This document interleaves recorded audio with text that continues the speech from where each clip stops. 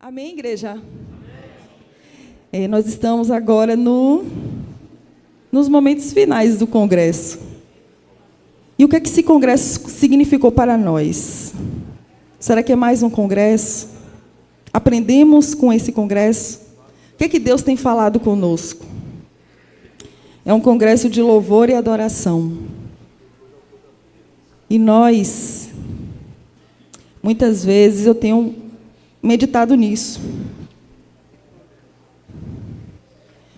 Quando pensamos em louvar a Deus, quando pensamos em adorar a Deus, será que se resume só ao local? Será que só louvamos aqui? Será que só adoramos aqui, quando estamos reunidos? O que é que Deus tem falado para nós? Em Salmos 34:1, fala que bendirei ao Senhor em todo o tempo, e o seu louvor estará continuamente em nossos lábios. O louvor, ele não pode sair dos nossos lábios. O louvor é algo que Deus ama. Por quê? Já foi dito aqui no domingo que o nosso Deus, ele gosta de ser adorado. Ele gosta de ser louvado. Então, todas as coisas que Deus, toda a criação, louva ao Senhor. Agora, deixa eu contar um segredo para você, bem baixinho. Existe filhos e filhas que não gostam muito do louvar. Vocês acreditam nisso? Que existem pessoas que acham o louvor assim. Não, a gente canta uma musiquinha, né? Mas o importante é a palavra. Cuidado, querido, quando a gente coloca valores, né, nas coisas do Senhor. Todas as coisas são importantes. Todas as coisas. O momento da palavra, o momento da oração, o momento do louvor. Então, que a gente possa abrir a nossa mente para isso. O louvor é um momento de entrega. É um momento em que nós estamos enaltecendo ao Senhor, elogiando Ele.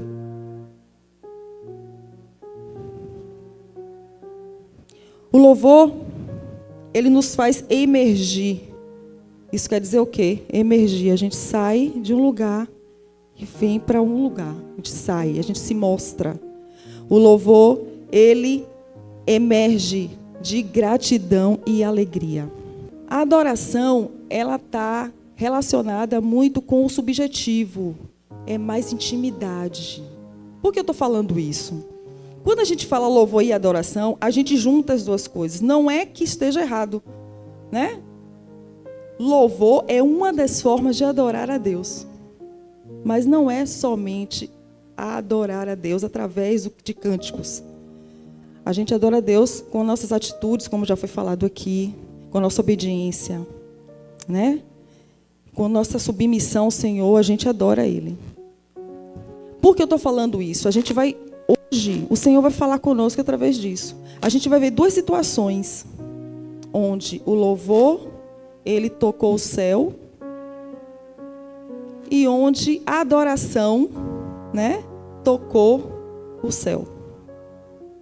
E a gente vai ver as atitudes, né, muito semelhantes dessas duas narrativas. Eu convido você a abrir a Bíblia em Atos 16.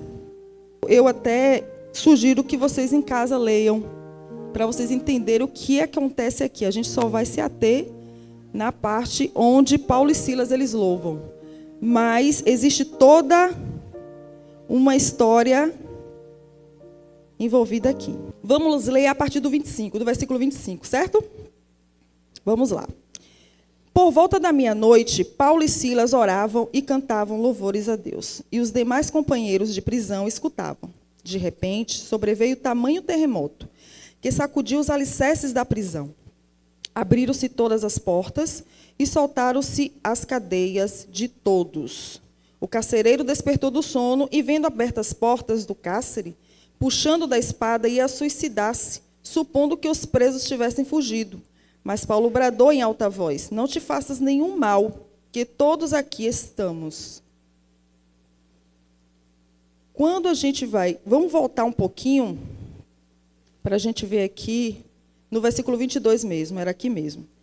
Levantou-se a multidão unida contra eles, e os pretores, rasgando-lhes as vestes, mandaram açoitá-los com varas. E depois de darem muitos açoites, os lançaram no cárcere, ordenando ao carcereiro que os guardasse com toda a segurança. O que acontece aqui? Paulo e Silas, depois vocês vão ler para entender, quem ainda não conhece. Eles foram açoitados. Vocês conseguem? Vamos nos projetar para lá? Às vezes a gente lê a Bíblia e fala assim, foi umas porradinhas que eles tomaram, né? Foi umas coronhadas, alguma coisa assim. Eles foram açoitados com varas. Isso, queridos, abriram feridas na sua carne. Eles estavam literalmente quebrados. Eles apanharam muito. Imagine nós com uma dor de dente, uma dor de ouvido ao mesmo tempo. Talvez isso chegue um pouquinho, né? É uma coisa que derruba a gente. Dor de dente e ouvido, a gente não presta para mais nada, né? Eles estavam presos, com os pés amarrados, com as mãos amarradas. Eles estavam completamente destruídos. Foram muitos açoites, porque a gente sabe como os romanos batiam e gostavam de bater. Quando a gente vê aquela passagem de Jesus, né, que todo mundo assistiu o filme de Mel Gibson, a gente pode ver um pouquinho do que eles eram capazes de fazer. Então, com Paulo e Silas também aconteceu isso. O que eu quero, né? O que o Senhor quer falar conosco? Mesmo diante de toda a dor que aqueles homens estavam passando, mas eram dores, pensem em dores, eles estavam orando à meia-noite e, o que diz o relato? Louvando. Eles estavam louvando. Aí a gente pergunta, o que acontece? O que aconteceu naquele lugar? Vocês conseguem visualizar eles cantando, eles orando, eles louvando, e com o corpo ensanguentado, com as feridas abertas. Mas aquilo ali, todo aquele cenário, não parou eles em nenhum momento. O que nos faz parar de louvar a Deus? Às vezes, é uma palavra que lançaram contra nós. Às vezes, é um machucado mesmo na carne, alguém nos bateu, alguém nos xingou, alguém nos falou mal da gente, levantou uma calúnia, e a gente se abate. Mas o que tinha de diferente em Paulo e Silas? Eu acredito muito que duas coisas, e isso é um perfil daquele que louva e aquele que adora. Primeira coisa, eles conheciam aquele a quem eles serviam. Amém? Você crê, você conhece o Deus a quem você serve? Eles conheciam este Deus. Eles sabiam que o Deus que eles serviam era onisciente, onipresente, onipotente, imutável e eterno. As principais atribuições do nosso Deus, de várias, mas a gente vai ficar nessas 5 aí. Onisciente, onipresente, onipotente, imutável e eterno. Então, eles sabiam que Deus iria fazer algo. Eles tinham essa certeza no coração, eles tinham uma fé muito grande no Deus a quem eles serviam. Segunda coisa que eles tinham, Paulo e Silas, gratidão, coração grato. Ficou uma modinha aí na internet, né? Tudo gratidão, gratidão.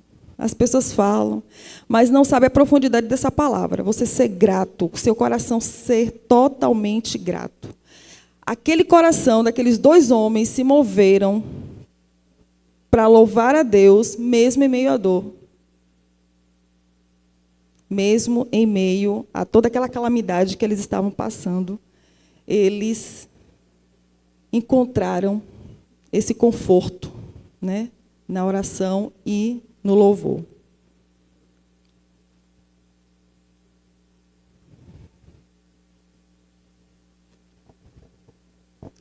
E nós? Será que nós, quando estamos aqui louvando, o nosso coração, ele está grato, transbordando de gratidão ao Senhor? Queridos, a gente precisa entender que quando a gente está fazendo algo para Deus, Deus é um Deus de propósito. Nós também somos filhos com o propósito dele também. A gente precisa ter. Quando a gente está louvando, quando a gente está adorando, a gente tem esse propósito de agradar a Ele. Mas o que é que o Senhor olha?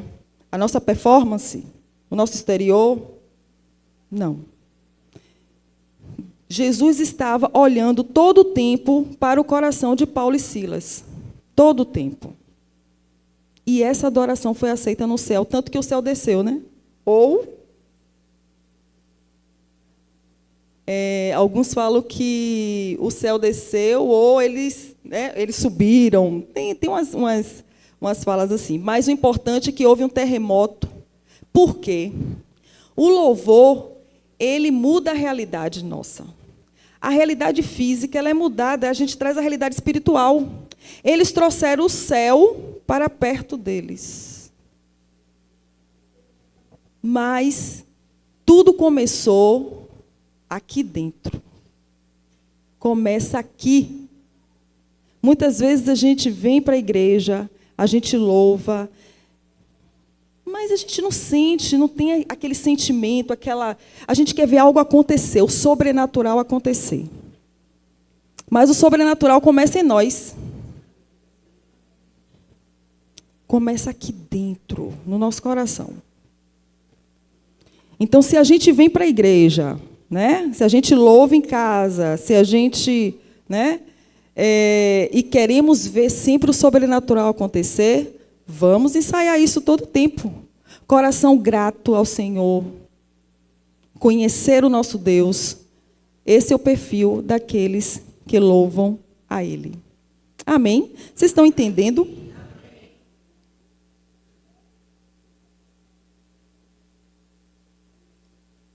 A proposta é mudarmos a murmuração por louvor. Quantas vezes nós murmuramos, optamos por murmurar e não louvar? Então, todas as vezes, não esqueçam isso. Leve isso para o coração de vocês, porque eu tenho feito isso. Todas as vezes que vier aquela vontade de murmurar, louve. Tenha sempre um louvor no seu coração. Tem sempre aquele louvor que a gente gosta, que a gente acessa a ele. Louve, querido. Não murmure. Paulo e Silas, eles tinham todas as razões possíveis para estarem murmurando e eles estavam o quê? Louvando. Que a gente possa aprender com eles, né? Essa atitude.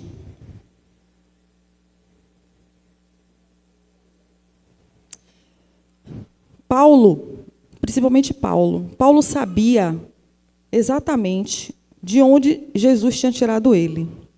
A gente conhece a história de Paulo. Esse homem tinha um coração tão grato ao Senhor, que nem a dor física fazia ele parar. Ele era completamente focado em Jesus. A dor não fez ele parar. Que nós possamos ter isso em mente. Que nada possa nos separar do amor de Deus. A Bíblia diz que nada realmente pode nos separar. Nem a nossa dor, nem as nossas mazelas, as nossas fraquezas, as nossas tristezas. Que nós possamos ser gratos a Ele todos os dias. Será que você hoje já pensou no quanto Deus já te livrou da morte? Deus já nos livrou da morte várias vezes, eu creio nisso. E muitas vezes a gente murmura. Quando a gente está no trânsito, por exemplo, e que está engarrafado, e a gente tem horário para chegar. E aí a gente começa a murmurar. Eu falo isso porque eu faço isso. E tenho me policiado muito em não fazer. Por quê? Muitas vezes é um livramento de Deus. Tem algo ali na frente que Ele não quer que a gente passe.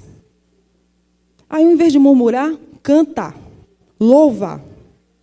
Né? Então, a gente precisa ter esse sentimento que teve Paulo e Silas.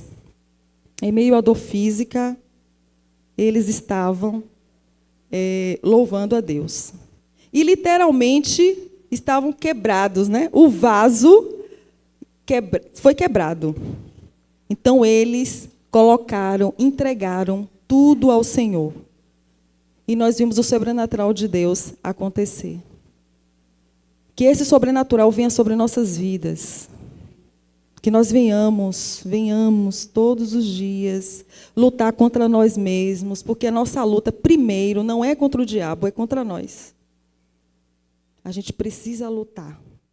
Amém? Nós vamos agora ver uma atitude de um adorador. Melhor, de uma adoradora. Como eu falei com vocês no começo, o louvor, ele é mais objetivo. A gente, né? As pessoas nos veem, ouvem louvar, mas a adoração, ela é íntima. É o nosso encontro com Deus. Nós nos encontramos com a nossa fonte. É ali que nós engrandecemos a Ele, reconhecemos a Ele. Mas fazemos isso também porque, primeiro, conhecemos o nosso Deus, não conhecemos a Ele? Que Ele é maravilhoso, que Ele é zeloso, que Ele é amoroso, que Ele não desiste de nós, que Ele está preparando a grande chegada do nosso Senhor Jesus Cristo para nos buscar. Amém? Agora a gente vai lá em Marcos, vamos ver uma narrativa conhecida também. Marcos 14, versículo 1 ao 9.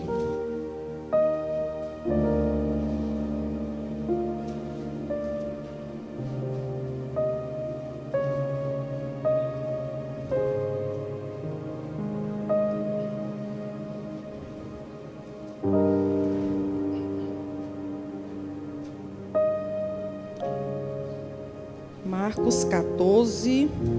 Todos acharam? Amém?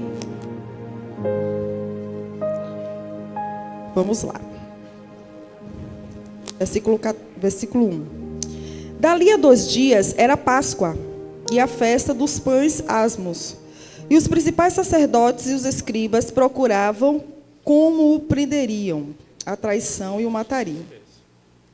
Pois diziam: não durante a festa, para que não haja tumulto entre o povo. Estando ele, Jesus, em Betânia, reclinado à mesa em casa de Simão leproso, veio uma mulher trazendo um vaso de alabastro com preciosíssimo perfume. Guarde essa palavra, preciosíssimo perfume, de nardo puro. E, quebrando o alabastro, derramou o bálsamo sobre a cabeça de Jesus. Indignaram-se alguns entre si e diziam: para que este desperdício de bálsamo? Porque este perfume poderia ser vendido por mais de 300 denários e dar-se aos pobres. E murmuravam contra ela. Mas Jesus disse: deixai-a, por que a molestai? Ela praticou boa ação para comigo, porque os pobres sempre os tendes convosco, e, quando quiserdes, podeis fazer-lhes bem, mas a mim nem sempre me tendes. Ela fez o que pôde. Antecipou-se a ungir-me para a sepultura. Em verdade vos digo, onde for pregado em todo o mundo o evangelho, será também contado o que ela fez para a memória sua. E nesta manhã, cumpre-se mais uma vez a promessa, a profecia do Senhor Jesus. Estamos falando de Maria, a irmã de Lázaro. Olha o que Jesus fala aqui, no versículo 9.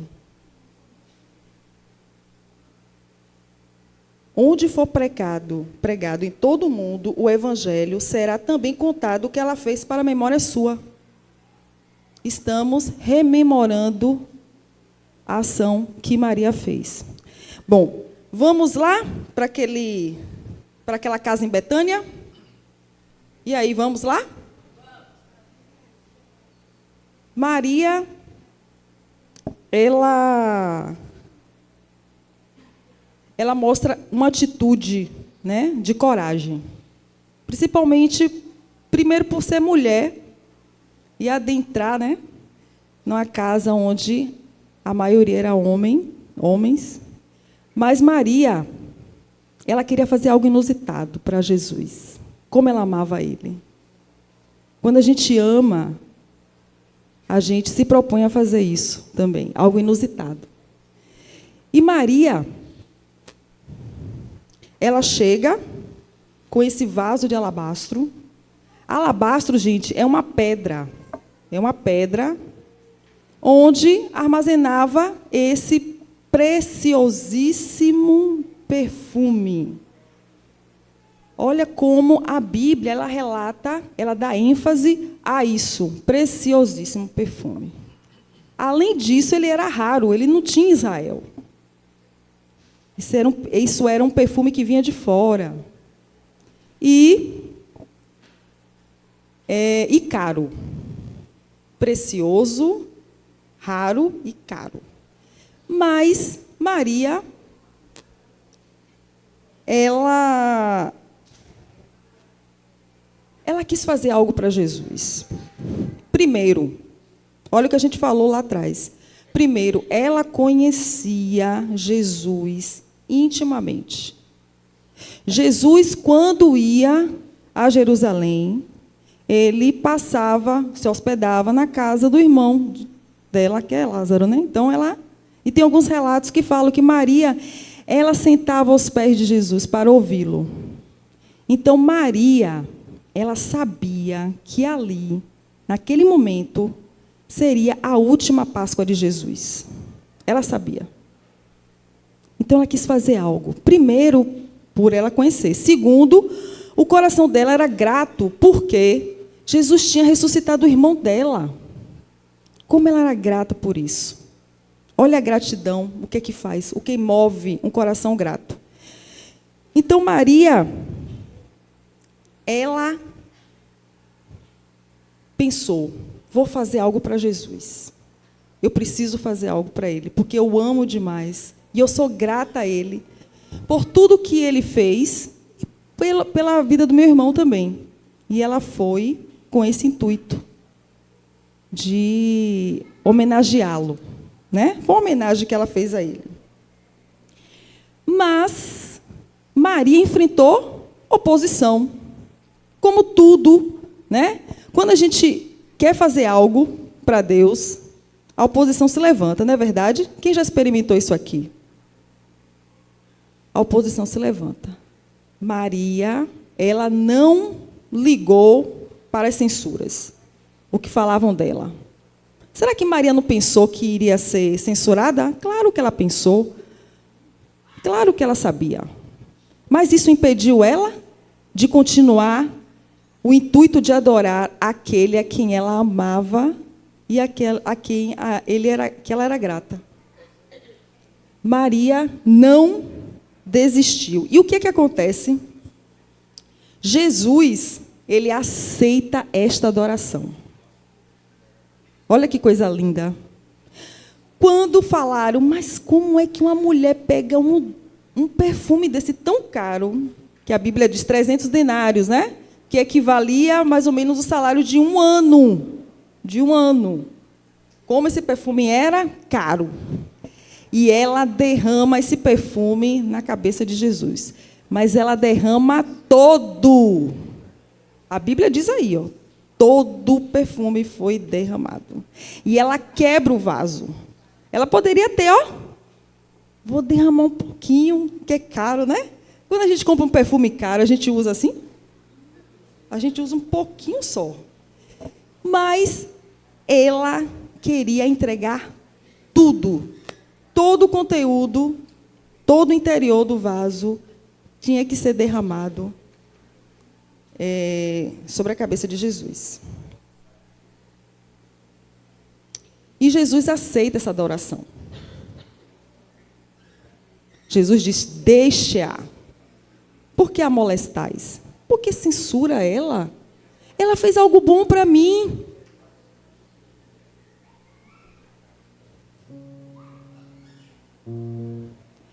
Maria, ela não se importou com as circunstâncias, como muitas vezes a gente se importa, né?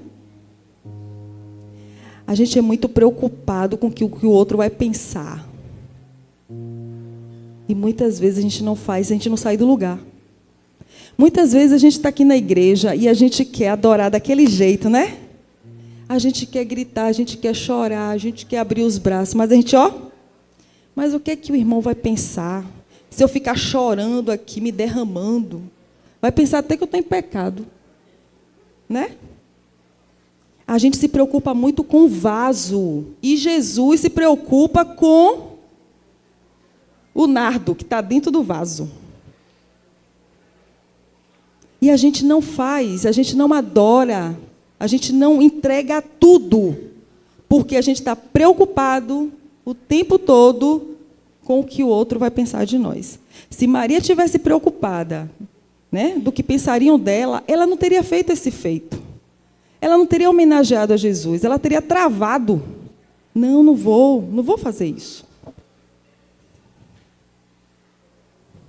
Queridos, nós precisamos nos livrar do vaso. A gente precisa quebrar esse vaso. Sabe por quê? Porque Jesus não se importa com isso aqui, ó, exterior. Ele está olhando para dentro do vaso. Amém? Ele está olhando para dentro do vaso. E esse unguento e esse nardo puro é produzido pelo Espírito Santo. O Espírito Santo que está dentro de nós, ele produz esse nardo, ele produz esse óleo precioso. E Jesus quer este óleo que o Espírito Santo produz em nós. Mas nós não queremos, muitas vezes, quebrar o vaso.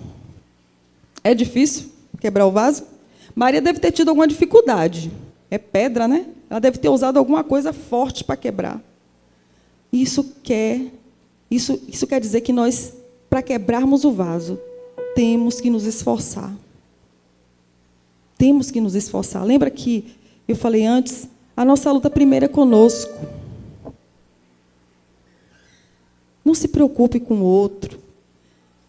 Se preocupe em entregar a Jesus todo o nardo, todo o perfume precioso. Jesus agora está olhando para cada vaso aqui e vendo que alguns vasos estão um pouquinho assim, tem outros que estão mais cheinhos, tem outros que estão no meio. Mas a gente não quer quebrar o vaso. Por quê, querido? O que é que nos impede de quebrar esse vaso?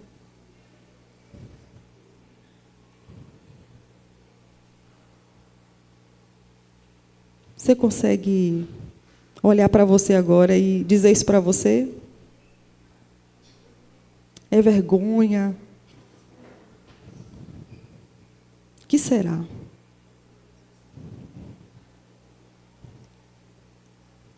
Hoje hoje é o último dia do congresso. E o que Deus espera, eu falei para ele, perguntei isso para ele, o que o Senhor quer de nós, Senhor? Ele quer encontrar aqui os verdadeiros adoradores. Amém? Mas esse verdadeiro adorador, ele precisa quebrar o vaso. ele precisa quebrar. Maria, ela fez isso, ela se desnuda dela, de todas as normas, para fazer algo que ela considerava que era o melhor que ela poderia dar. E Jesus diz, ela fez o que pôde. Jesus diz, ele reconhece que o esforço foi grande dela para ir até ele e derramar todo o óleo sobre a cabeça dele. Paulo diz em 1 Coríntios 2,14, que nós exalamos o bom perfume de Cristo. Nós exalamos o bom perfume de Cristo. E Deus, ele quer fazer Cristo em nós. Amém? Ele quer fazer Cristo em nós. A nossa adoração a Deus, ela não pode estar atrelada ao poder dele somente. Deus é poderoso, adoramos a ele pelo poder, por tudo que ele criou. Mas nós devemos adorar por sua natureza, pelos seus atributos. Deus nos criou para louvor da sua glória. Deus está aqui. Deus está na sua casa. Deus está dentro de nós. O louvor, ele não fica preso em lugar. Se fosse, Paulo e Silas não iam louvar na cadeia. Um lugar estranho para se louvar. Né? Naquele tempo se louvaria na sinagoga. Mas ele não olhou o local. Eles louvaram. Maria não se importou com as circunstâncias. Ela não se importou do que ela seria acusada, censurada, criticada. Queridos, Deus não quer filhos porcelana. Sabe como é filho porcelana? Qualquer coisa racha, assim. Né? A gente é muito sensível. Mas nós temos que seguir o exemplo do nosso irmão mais velho. Quem é o nosso irmão mais velho?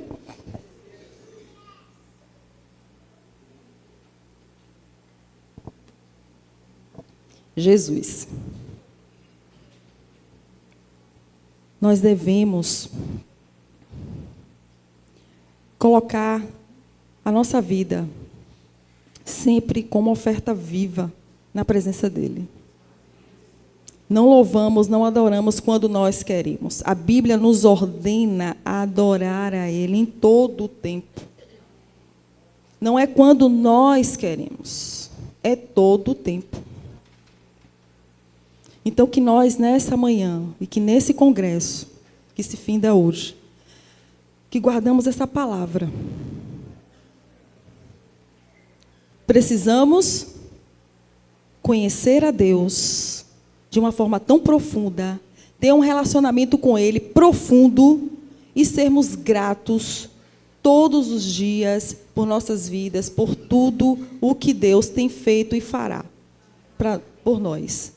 Assim, nós louvaremos como deve louvar, com toda a gratidão, com toda a alegria, adorar a ele na intimidade, criar relacionamento com ele.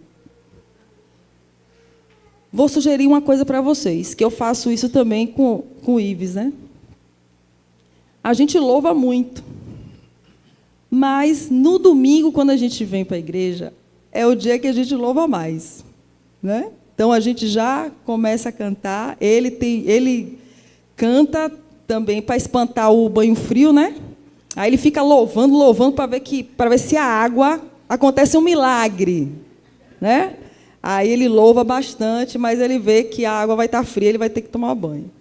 Mas isso é bom porque a gente já vem louvando, ó, quando a gente chega aqui, que a gente encontra essa comunhão, a coisa acontece, querido. A coisa acontece. Nós devemos ter sempre um louvor guardadinho aqui no coração da gente, para quando o dia mal chegar, a gente louvar. O dia mal chegou para Paulo e Silas, mas eles tinham um louvor. Ai, como eu queria saber que louvor era esse.